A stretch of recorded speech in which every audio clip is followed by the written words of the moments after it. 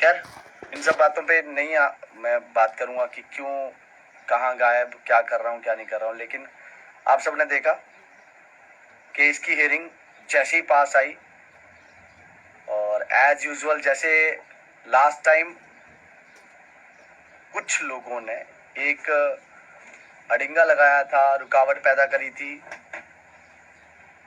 जिस दिन case decide होने के लिए, केस लिस्ट होना था, तो इम्प्लीटेड बन के आए थे, जो उनका राइट था। हम उसके लिए बात नहीं करेंगे, लेकिन हाँ, वो लोग आए नहीं, लाए गए थे। लेकिन उसके बावजूद भी अगर आप देखेंगे, मैं एक बार लिंक शेयर कर दूं।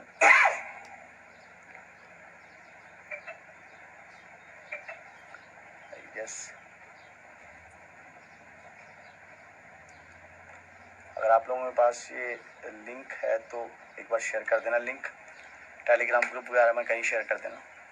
जो लोग आए थे और बड़ा खुद को एक मतलब प्रोपेगेंडा के तहत उन्होंने एक शुरुआत की कि हाँ वो डिले नहीं, वो फास्ट ट्रैक करना चाहते हैं, अर्ली डिस्पोजल चाहते हैं, ऐसे कई तरह के ड्रामे उन्होंने किए थे। लेकिन जब वो आए थे डीबी में, वो नहीं आए थे, वो दोबारा से जब केस रिवर्ट बैक हुआ सिंगल बेंच में तब आए थे। और उस टाइम पे जब वो आए तो जहां तक मुझे याद है कोर्ट ने उनको अलो भी किया। उसके बाद उन्होंने एक काम था उनका कि उन्होंने जो है रिलीफ मांगा था। रिलीफ तो इंटरिम तो नहीं मिला था, लेकिन उनको कोर्ट ने ऑब्जेक्शन फाइल करने का टाइम दिया था और स्पेशली मेंशन था, ऑर्डर पे भी मेंशन था। हमने भी उनको कहा कि आप जो आपने ऑब्जेक्शन फाइल कर दो, बाद में डिले होगा जब आप आओगे। तो उन्होंने कहा कि हमें कोई ऑब्जेक्शन फाइल ही नहीं करने हैं। लेकिन जब केस बिल्कुल अब हियरिंग पे आ गया, मंडे को हियरिंग होने वाली है, सब लोग इस इंतजार में है कि किसी तरह से सरकार ने आके जो है वो मेंशन किया कि अर्ली हियरिंग डाली है। खुद भी जब अर्ली हियरिंग डालने के बाद भी तब भी इनको याद नहीं आया। लेकिन जब केस सुनने पे आ गया तो केस से ठीक 2 दिन पहले, जब बीच में 2 दिन छुट्टियां होती हैं, तब इन्होंने अपने ऑब्जेक्शन फाइल करे हैं। और ऑब्जेक्शन में ऑब्वियसली जो भी ऑब्जेक्शन डाला है उसका हमें भी काउंटर फाइल करना पड़ेगा। टाइम जाएगा, उस सब में टाइम लगेगा, छुट्टियों में तो होंगे नहीं फाइल। लेकिन आप इनको एक चीज देखिए ना, फाइल करने का टाइमिंग देखिए। फ्राइडे, सैटरडे, संडे क्योंकि हाई कोर्ट में वर्किंग नहीं होती है तो फ्राइडे को डाला। ये कुछ वैसा ही ठीक जब पुलिस कई बार कार्रवाइयां करती है, जब उस मंशा से कार्रवाइयां होती है तो शनिवार को जो है मतलब डिटेन कर लिया जाता है किसी को देर शाम। उनको पता है कि एतवार को छुट्टी है और कहीं से इनका वो सिस्टम नहीं बनेगा, ये बाहर नहीं जा पाएंगे, वैसी चीजें। और वैसी मंशा से ये भी काम किया गया। चलिए, मैं ये नहीं कहता कि ये किसी के कहने पे किया, क्योंकि इतनी समझ तो उन लोगों को होती है जो शुरू से ही कोई ना कोई परेशानी और किसी ना किसी को सपोर्ट करने के लिए आते हैं, सरकार को हो या किसको भी हो। लेकिन सरकार ने कहा, ऐसा मैं नहीं कह रहा, लेकिन इनको जिन लोगों ने, जो इम्प्लीटेड पार्टी थी, ऑब्जेक्शन फाइल करने थे तो पहले कर सकते थे।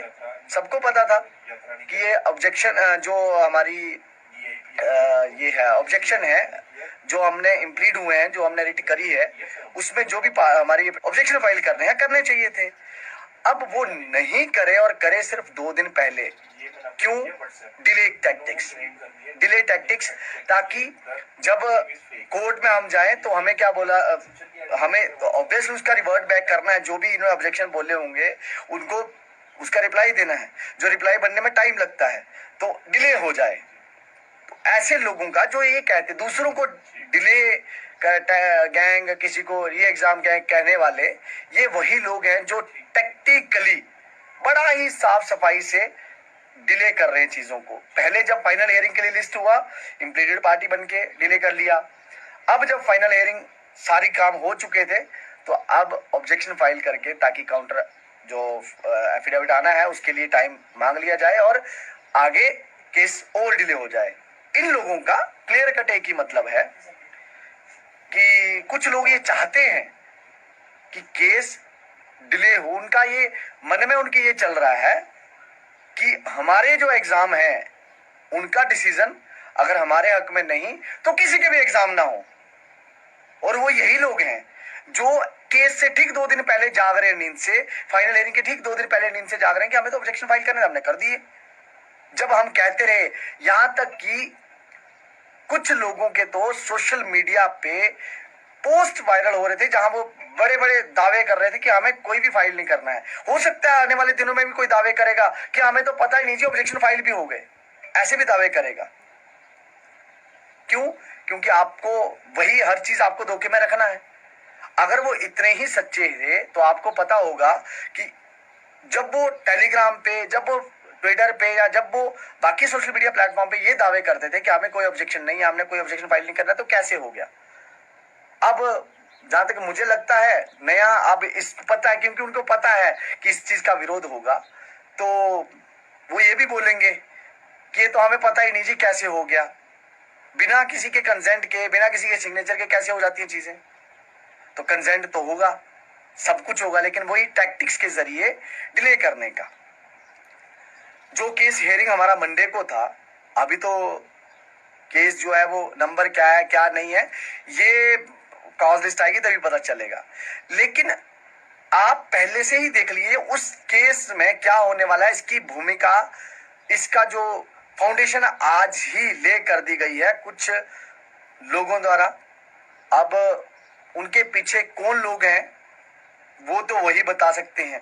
किस तरह से एक नैरेटिव बिल्डिंग के थ्रू लोगों को बहका के, लोगों को बहला के, ये चीज उनको बता के कि हाँ हमें कंपनी से कोई मतलब नहीं है, हम तो जल्दी एग्जाम चाहते हैं, हम जल्दी निवारण चाहते हैं।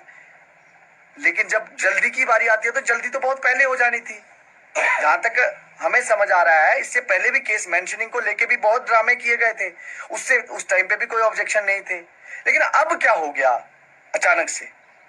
तो वही, जब पता है कि जिस दिन कोई असर नहीं, आप पता है कि सरकार ने केस मेंशन कर दिया है, अब सुनवाई हुए बिना रह नहीं सकती है, तो अब अपनी नई डिले टैक्टिक्स।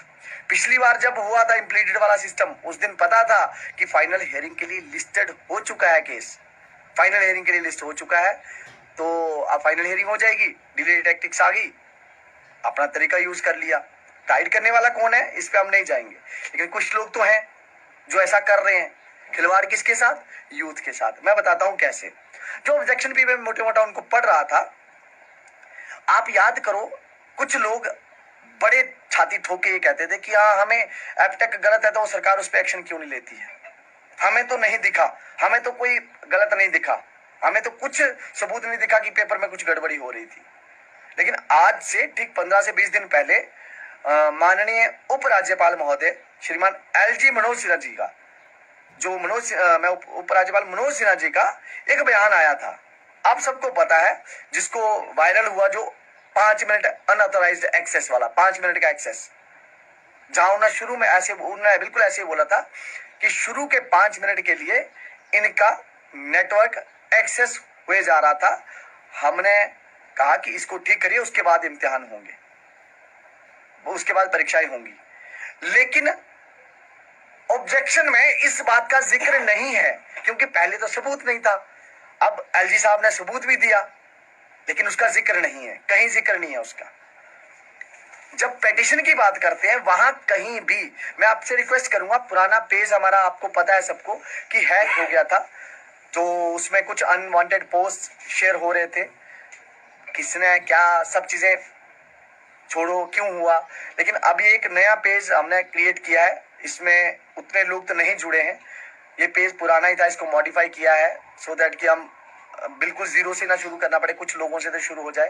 तो आप प्लीज शेयर कर दो इस वीडियो को, जहां भी जिस भी प्लेटफॉर्म पे जो भी है आप उसको शेयर कर दें, फॉलो कर लें, सो दैट कि हम यहाँ कनेक्ट हो पाए। मुझे उम्मीद थी कि कनेक्ट होने की जरूरत नहीं पड़ेगी, केस जो हियरिंग है, बट डिले टैक्टिक्स चल चुका है, अब देखो क्या होता है। लेकिन चलिए हम अपनी इस बात पे आते हैं कि जब ये बात हो रही थी ऑब्जेक्शन की, ऑब्जेक्शन में डिस्पोजल की डिमांड तो हो गई, लेकिन एबटेक को हटाने की बात नहीं हुई। क्यों? केस डिस्पोजल चाहिए अर्ली, लेकिन एबटेक के हटाने की बात नहीं। इवन की एलजी साहब ने खुद अभी इस बात को माना है कि हाँ ऐसी खामियां हैं, लेकिन इन लोगों के मुंह से आज भी यही निकला, उसमें यही लिखा गया कि सब कुछ स्मूथली हुआ था, सब कुछ सही से हुआ था। और तो और जो त्राल में जो सारा इवेंट हुआ, पेपर लीक, और उसमें उन लोगों के नाम आए जो जेके एसएसबी की लिस्टों में थे, बाद में वो अरेस्ट हुए, उनके साथ और भी कई लोगों के नाम आए, उसको फेक न्यूज, सरकार ने फेक न्यूज कहा। वो ठीक है, एक पेपर का क्या मसला चल रहा है उसको लेके अलग से बात करेंगे, लेकिन इन लोगों के ऊपर इन लोगों ने क्या कहा उसको कि फेक न्यूज थी, फेक न्यूज थी। आप लोगों ने लिस्ट देखी थी, आप लोगों ने लिस्ट में नाम देखे थे, आप लोगों ने एफआईआर की कॉपी जो कि इन्हीं लोगों ने शेयर की थी, सामने दिखा था, सामने नाम लिखे थे, क्या उसका जिक्र नहीं हो सकता था? बड़े ही बेशर्मी के साथ ये लोग ये कहते आ रहे थे कि टेक्निकल इन्वेस्टिगेशन की मांग तो हम भी करते हैं, हमें तो पता था नहीं, लेकिन कहां जो टेक्निकल इन्वेस्टिगेशन की मांग ये कर सकते थे, इन्होंने उस टाइम पे कहा कि हमने नहीं करी क्योंकि हमें कुछ नजर नहीं आया। अब तो एलजी साहब का बयान भी आ गया था, एलजी साहब के बयान के बाद भी कुछ नजर नहीं आया। वो एलजी साहब का जो बयान था उस बात को लेके कम से कम अब तो उस बात को ये बोला जा सकता था, लेकिन नहीं। क्यों? आपको पता है इन लोगों को खास हमदर्दी है उन स्कैमरों से जो पिछली बार बच गए थे, और इस बार फिर उन्होंने कुछ चेक लगाए, कुछ सिस्टम बनाए अपने, और इस बार फिर उन्होंने वही हालत की है।